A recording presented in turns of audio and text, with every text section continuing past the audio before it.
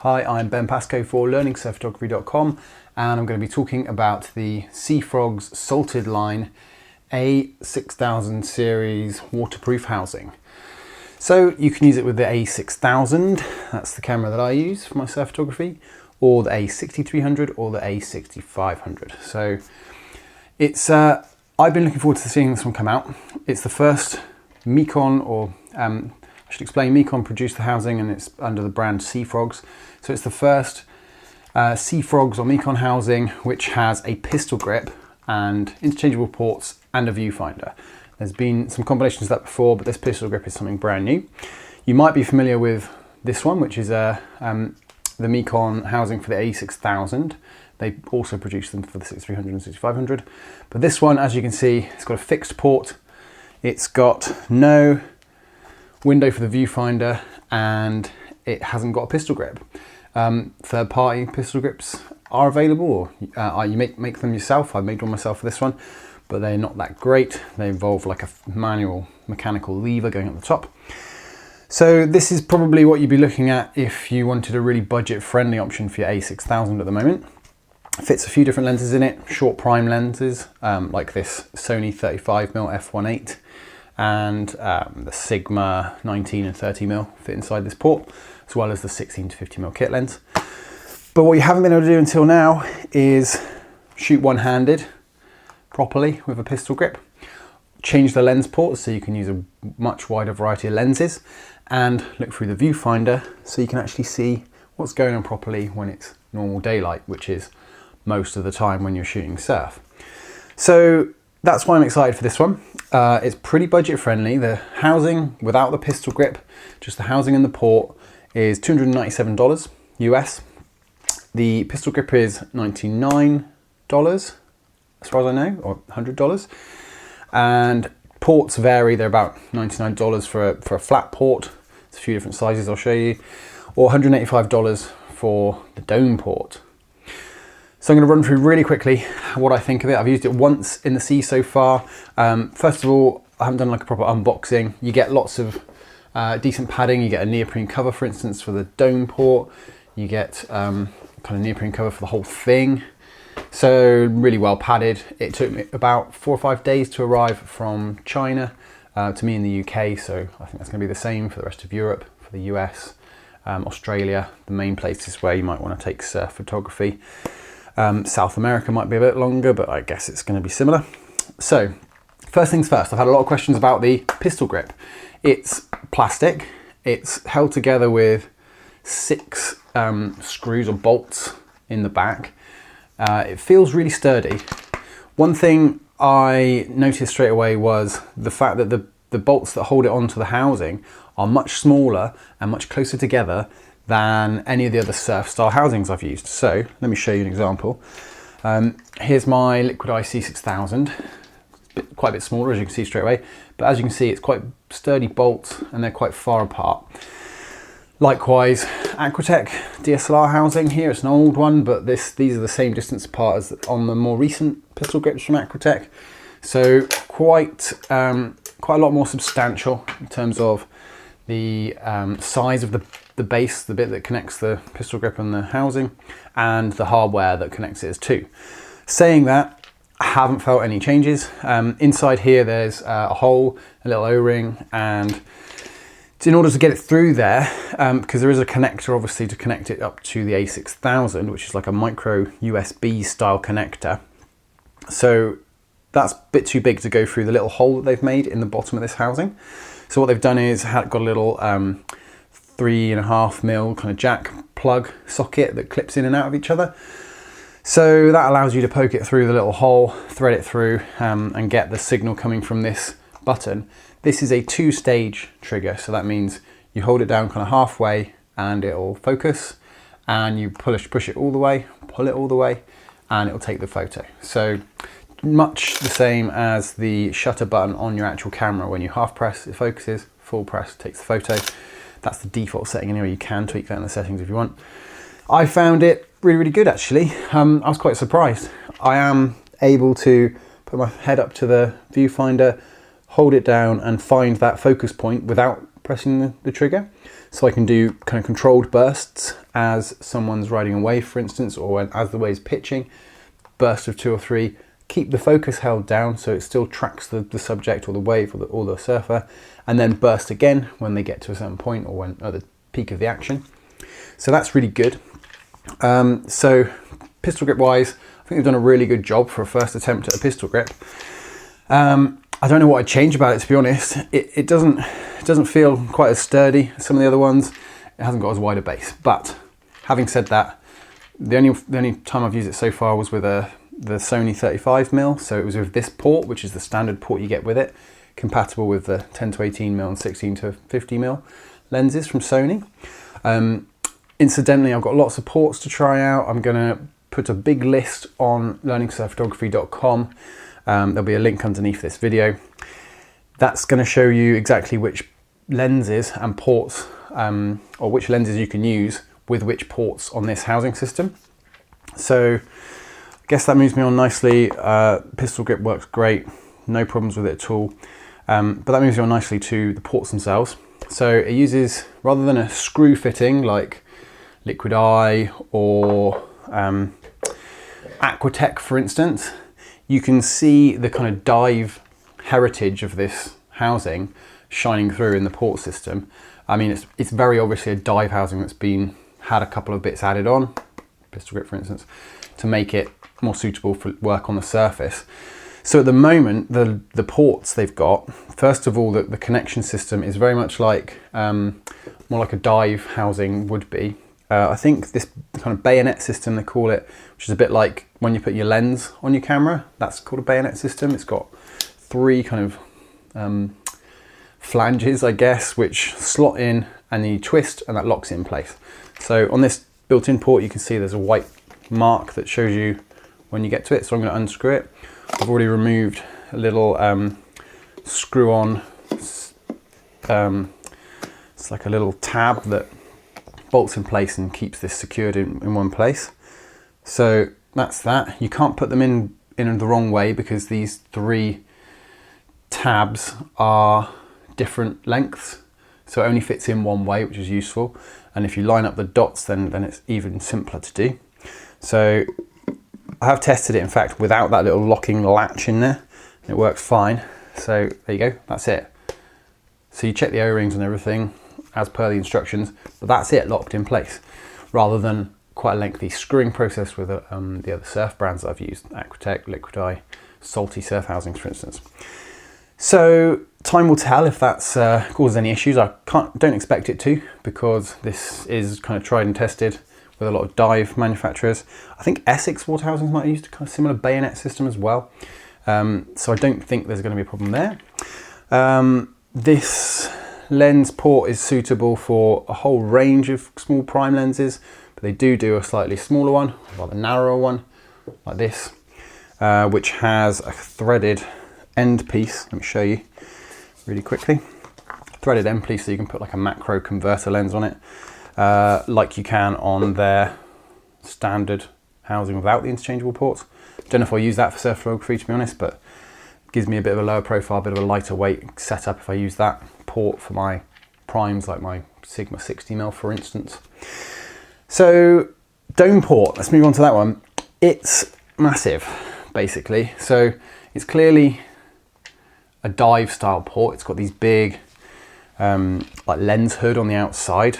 It's kind of, I guess, to protect it from knocking on the reef or whatever you're focusing on. Haven't used it yet, so I'm leaving this protective layer on, but obviously that just peels straight off. So here's an Aquatech 6-inch port with a little extender. So as you can see, very similar in terms of the actual optical dome is very similar in size, but this one doesn't have that big lens hood.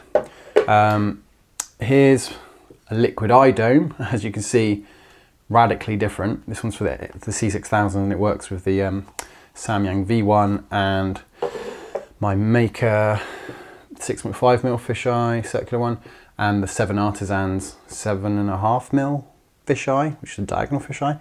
So that tiny port works with those, no problem. At the moment, I haven't got a fisheye that works with this port because it's so long here. My fisheyes are all small, and they don't get anywhere near the dome part, I need the element of the lens to be up here somewhere, so that it will get a clear view without seeing the side of the tube of the port.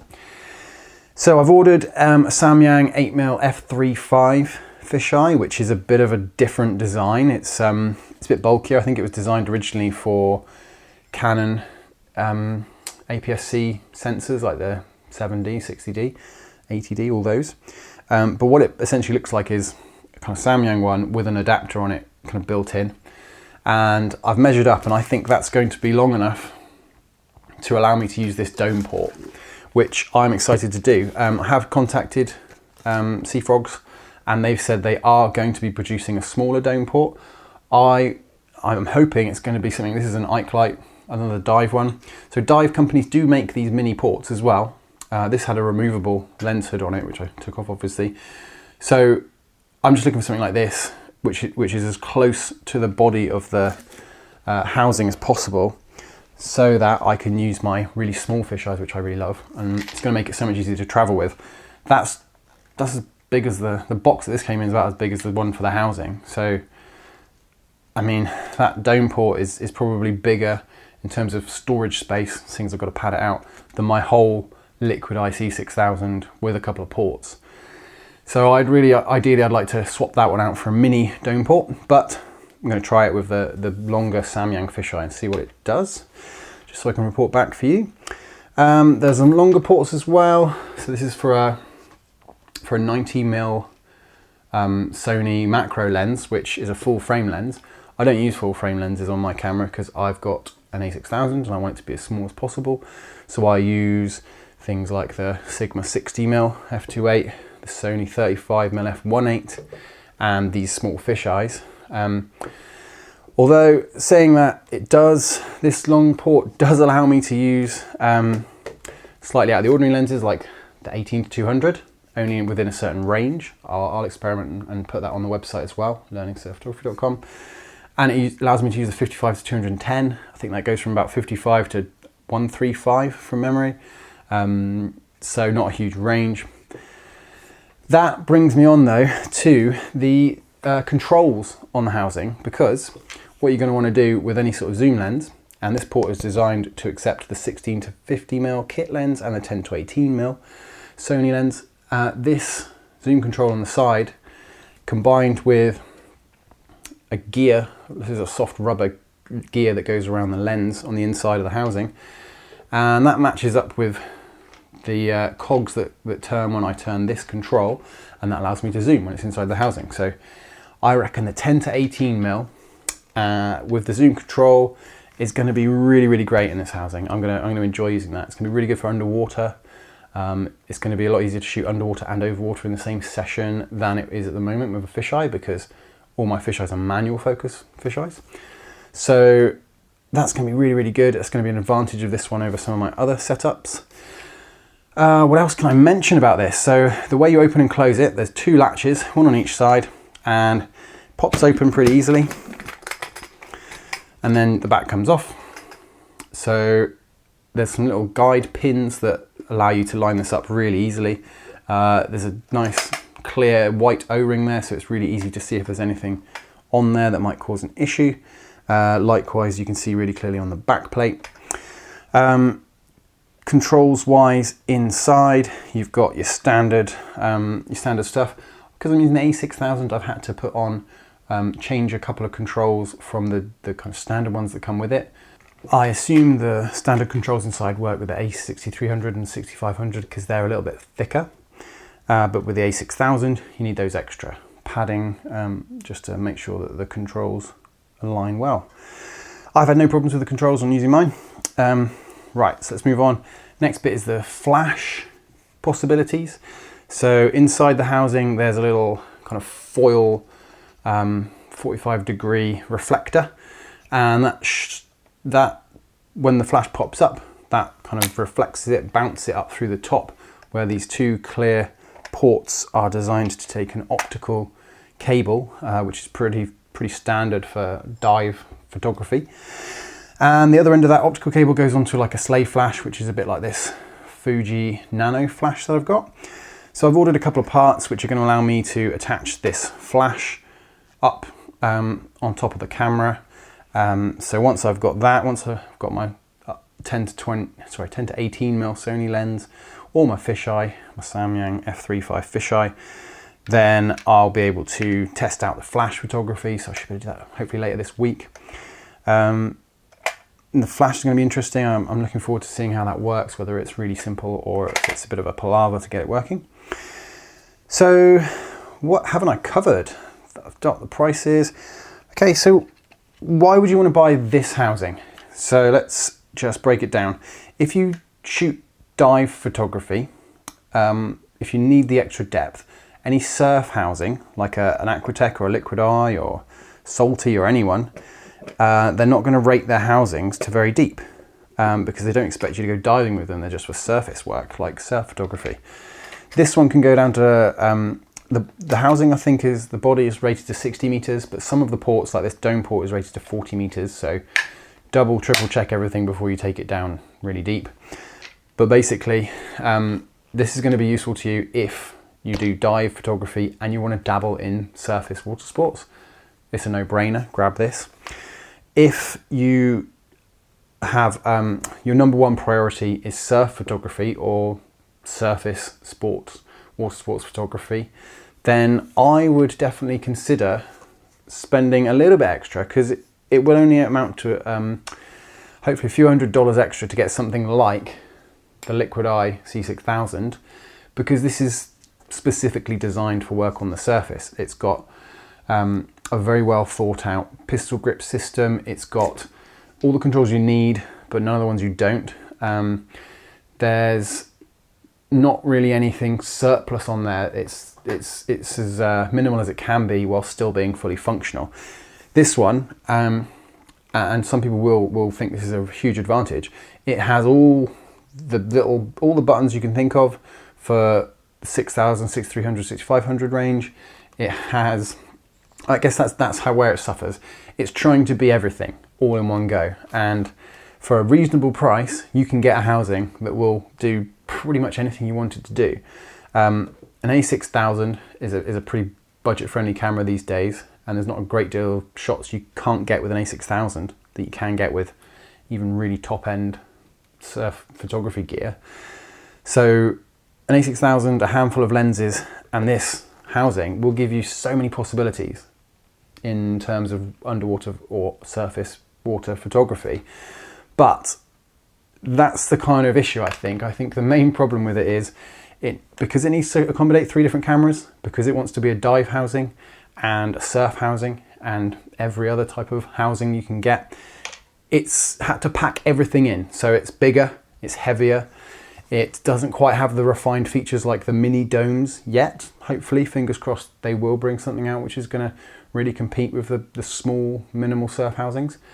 But as yet, although there's a wide variety of ports, I've got 4 of them here, and they'll fit a wide variety of lenses, I can pretty much get all my surf photography done with 2 or 3 ports and the C6000. So by the time you've bought the setup with a C6000, for instance, 6300 if you've got one, 500, etc., then you've got a very well designed, very well thought out surf specific housing setup. You probably paid a little bit more than you would for this, but that's the thing, you can compromise. If you're traveling a lot, that makes quite a big difference. Just being able to whack your whole kit, your surf camera, housing, lenses, all in your backpack, take it on as hand luggage, is a big bonus. Not saying it's not possible with this, but it's definitely kind of a step backwards in terms of my move from a DSLR down to a mirrorless camera. This and the small housing that goes with it, this is almost like a bit of a step backwards, because I'm bulking out my setup again. I'm going to need a couple of ports. One of them is this enormous dome. So there's a compromise. If you're willing to make that compromise, and I mean, especially if you only want to shoot, if you've got the Sony 10 to 18mm, the kit lens, maybe a 50mm, 35mm prime, you don't want to shoot fisheye, is what I'm saying basically. Maybe you've got a GoPro that shoots fisheye, or you're happy with. This is going to be amazing. So that's where the value comes in, I think. If you can get away with this port, and I know that's kind of defeating the object of having interchangeable ports, but this is a pretty versatile port in itself. If you can get away with just this port, pistol grip, then that's a bargain. That's going to be under $400. I think that's right. $297 plus 100, $397 US for a setup which is going to get you lots of really, really good quality shots. At the same time, if you want to shoot fisheye, then at the moment I can't recommend this. It's coming soon. Bear with me. Maybe it'll be good. I'll be able to post more hopefully next week. So yeah, on that subject, I've probably rambled on and on and on for long enough. First impressions are really, really positive. It floats, by the way. Talking of positive buoyancy, it does float. I think it's got everything you could possibly need for surf photography, but it's also got some stuff that's you're not going to need. So dive photography stuff, which is adding to the bulk and perhaps adding to the complications that you might not want to bother with if you can avoid it. So anyway, overall, really, really positive. Looking forward to testing out the dome port and the flash setup and really getting into it. I'll bring a bit more of a varied review after I've used it more than once in the future, but I wanted to get this one out really quick because I know there's a lot of people out there who just want to know general information about this, and if you can't hold it yourself and try things out, then hopefully this is the next best thing. Any questions? If you want to ask me anything about this, then email me, ben@learningsurfphotography.com, or comment below this video, or go to learningsurfphotography.com and comment on there. I'll get back to you and I'll do my best to answer any questions you have. Yeah, really, really excited to try out the other features. So hopefully there'll be a few styles of photo I can do with this that I can't do with any of my other setups. For now, though, I would, if you're a diver who wants to shoot surf, grab one straight away, no brainer. If you really need to shoot fisheye, maybe give it a little while for another port to come out, or until I've tested my f3.5 fisheye, and if that works, great, then you're laughing. So more to come on the Sea Frogs Salted Line a6xxx series housing.